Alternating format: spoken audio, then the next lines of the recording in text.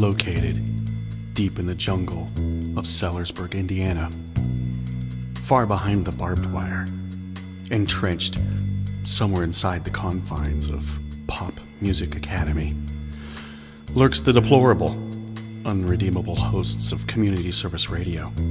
And now, without further languish and agony, the hosts of community service radio, Jackie Smith, Russ Martin, and Tim Ritalik. You guys like that? I did. Yeah, you did? How are you, Jackie? I'm really good. How about you?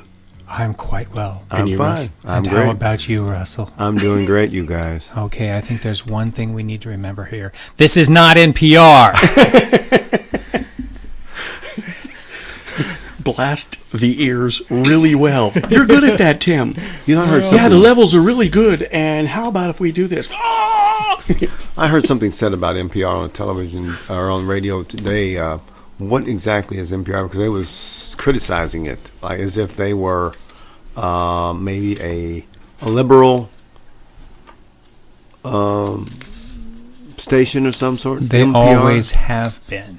NPR. Yes. NPR has always leaned to the left. Now, who are they and where are they at on the radio?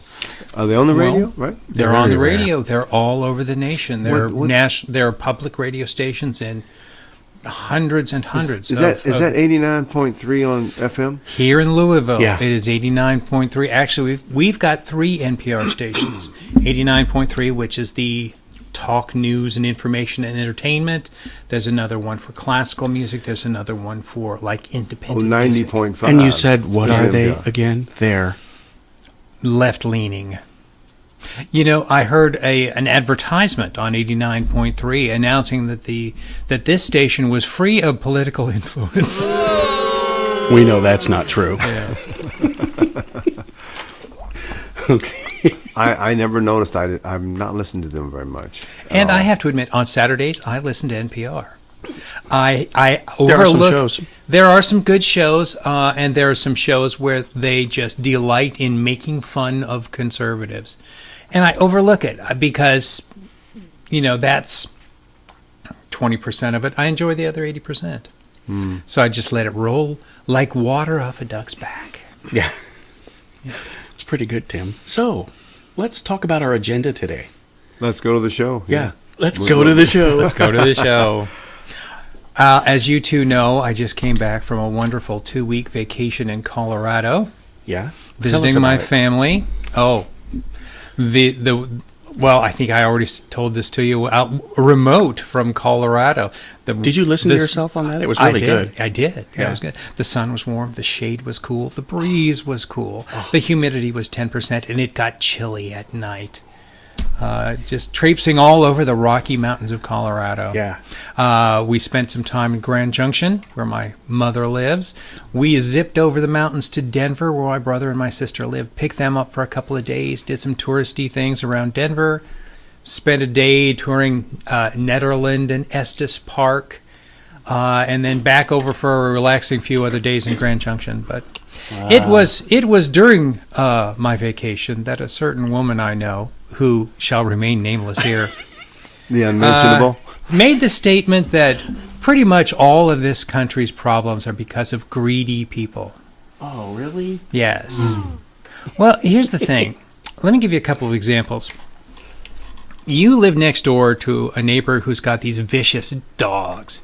Right. Call them Rottweilers, okay? And every morning when you come out to get into your car to go to work, they're snarling and growling and barking at you behind this secure iron fence. Right. For 20 years this goes on. Yeah.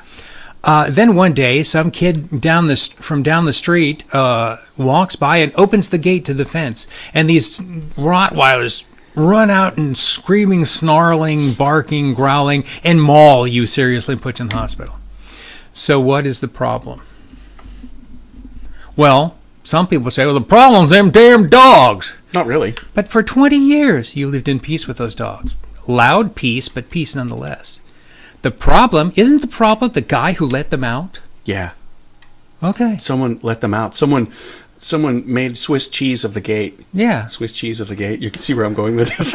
No, I don't. You don't? No, that's not Our what southern I'm not border familiar is with Swiss that. cheese. Oh, Okay, go ahead. Okay, another example. You've got the 98-pound weakling in school That was me. who, for most of his school career, was picked on, beat up, had the kick me signs pasted on his back, which happened to me a few times. Okay. And I survived. Okay? And then one day he gets himself a bodyguard who was this big, strong lummox of a guy. And Lummox. suddenly, this 98-pound weakling is using his bodyguard to get your lunch money and pay and put kick me signs on your back. Okay? But here's the thing. What would most people say is, well, not most. What would some people say is the problem? It's that 98-pound weakling. He is the problem. I say no. The problem is the bodyguard, right? Yeah. Yeah. So here's where I'm going with this. There are greedy people. Sure. There are greedy people with a lot of money. Sure. Okay? And this certain woman I know will say that they are the problem. They are forcing, they're robbing the poor people. They're oppressing people all over the place. They're forcing people to buy their products. And my question is, how do they do it? Okay. Yeah, how do they do it? Okay, Walmart. Okay, evil, greedy bastards, powerful, rich, greedy bastards, and they're forcing you to buy their products. How do they do it? This is an excellent way to Corporate greed. argue with someone. Is make them explain their position. Right. Require them to explain their position. And what you will get most of the time is you will get their argument stated in a different way. Right. That's when you know they don't really have an argument, they have an agenda. Okay? So, back to the question, how do these greedy people force you to buy their product or their service? Do they post armed guards at the doors of the other businesses and turn you away with guns and knives? Do they put up roadblocks and force your car into their parking lot? How do they do it? Well, I would like to. This is what I think. I hadn't really planned this out I like it. to the Let's T, do it. but here is my explanation of what I'm getting at here. And this is, by the way, this is from the book Dangerous Subversive Heresies by Show it on the camera. Dangerous Subversive Heresies, available on Amazon.com and Kindle. By me, Tim Ritalik. Tim Ritalik. And this is from the chapter on corporate greed. Oh, let's hear it. Okay. Some people think that the only thing a free market means is that greedy businessmen and women are free to screw you over any way they like, and there's not a damn thing anyone can do to stop them. There are a lot of people who would dearly love for you to believe that. They've been telling you that for 150 years. Well, how can I put this delicately in a way that won't offend anyone? Oh, yes, that's a lie. The people who are going to do something about it are you and me, because a real free market is free on both sides of the sales counter. I'd like you to repeat that last sentence 3 times to yourself. If you think it's a lie after you've read the next paragraph, I'd love to hear your explanation That's one of my favorite parts in your book. of why. You see, shortly after that greedy businessman decides to separate you from your money, another businessman is going to notice that he's ripping you off, and you don't like getting ripped off. It makes you really miffed. He knows that if he gives you a better product with better service at a lower price, he's going to get your business instead. So that's exactly what he does, and that's exactly what happens. His self-interested decision to grab a bigger share of the market gives you a better choice, and your self-interested decision to take the alternative has left the both of you wealthier, happier, and better off. Incidentally, your combined decisions also put that greedy businessman out of business, and now there's not a damn thing he can do about it. On second thought, that's not exactly true. There are exactly 2 things he could do about it. His first alternative is to do exactly what his rival businessmen did and find a way to give you an even better product with even better service at an even lower price. He gets your business back and once again leaves the both of you better off than you were before. Here's where the good stuff comes in. Right. His second alternative is to go and buy himself some politicians who can do two things for him. First, they can pass a law saying that you no longer have a choice. Think health insurance here. Hundreds of companies, 2 or 3 choices for you, courtesy of the government. They may even give him an exclusive contract to provide you with the choice they've made for you. Right. They do this with the best of intentions. They sincerely want to help give you justice in the face of those evil, greedy bastards. They can feel compelled to take this action on your behalf because they also sincerely believe that you're not smart enough to solve your own problems, and they are. Another payoff they can provide to that businessman for buying them is passing thousands of pages of new regulations. They will ostensibly be for your safety. Remember, if that handrail is an inch too low, it could be the difference between life and death. What they are actually designed to do is make it more difficult or even impossible, if they are expensive enough to comply with, for any new competitors to enter the market, because only the big established corporations have pockets deep enough to pay for complying with them. So what ends up happening is politicians have decided that this guy will win and that guy will lose. Not because that guy is producing a dangerous product or engaging in unethical business practices or even because he's a bad person, but because this guy had enough money to buy himself a politician. Now that the government has become involved, there really isn't a damn thing you can do about it. Now it doesn't matter how shoddy a product is put in front of you. You have no choice but to accept it and pay for it. So, the truth is, greed by itself is utterly powerless. Right. Even greed with money is utterly powerless until you add the ingredient of government. There is only one entity on the face of the earth that can force hundreds of millions of people to behave in any particular way, and that's government.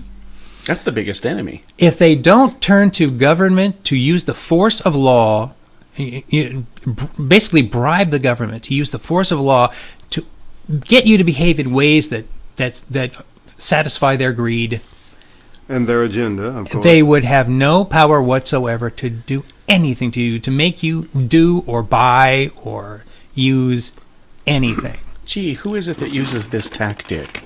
Gee, let me think.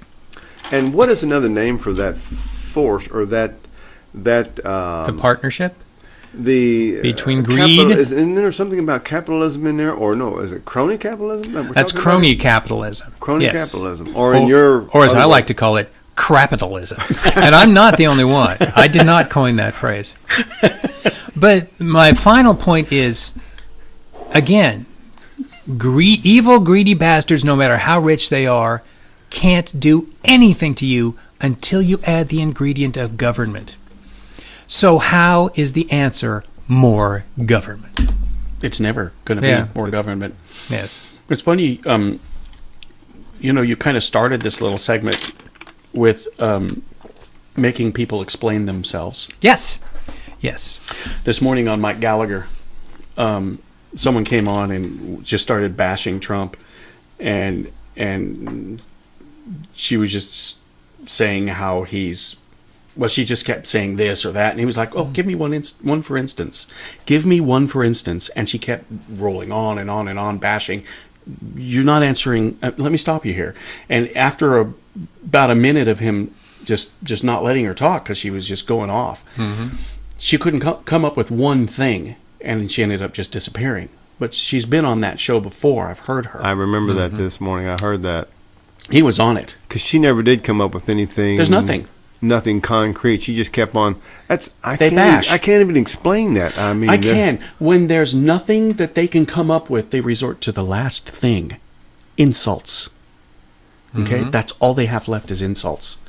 And that's pretty much what that entire party is doing right now. Insulting us. What was it Elizabeth Warren I was talking about a while ago? She's Elizabeth just an Warren. insulter. That's all she does. Her whole speech is nothing but insult after insult. That's she all has it is. no facts that I... That's all they have. Yeah, it's And just- it makes you wonder, what are they trying to accomplish? What is their goal? You say something enough times, pretty soon, in their minds anyway, pretty soon people start to believe it. I well, don't. There's All a it lot does, of people that believe what they...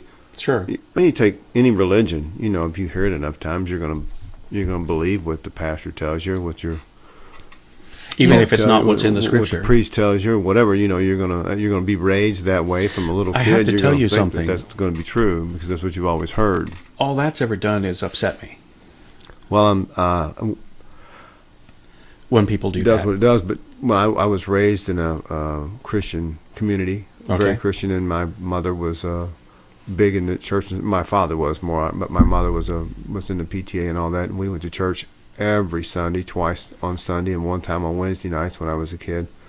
And it was a really good life, but I'm not sure how. I don't know. I'm not that much on religion as you are. I don't Right. call myself an atheist, but I'm not any. I'm a baptized. How do you know I am anything? Right. I've heard you talk before in private. Okay. But anyway, Yeah. I'm getting. But off you the subject asked, here. remember. You're Okay. right. I forgot what my point was going to be actually, but people are just. I just can't believe that they would tell something that isn't true. Right. And they continue to do that. Yeah, they slam it down our throats. What was it that you said about the truth earlier, Tim? I said, you've become a liberal the day you realize that your cause is simply too important to let something like the truth stand in its way. Oh, Isn't that okay. great? Ladies and gentlemen, that is the closer right there. And it was a really good closer. I can't believe we've been doing this for 15 minutes already. I know. It's incredible. Folks, get out and get the book, Amazon.com. Dangerous, Subversive Heresies. Go get it. You're going to love it. Yeah. Everyone, have a great one. Hey. See you guys later. See you. Bye.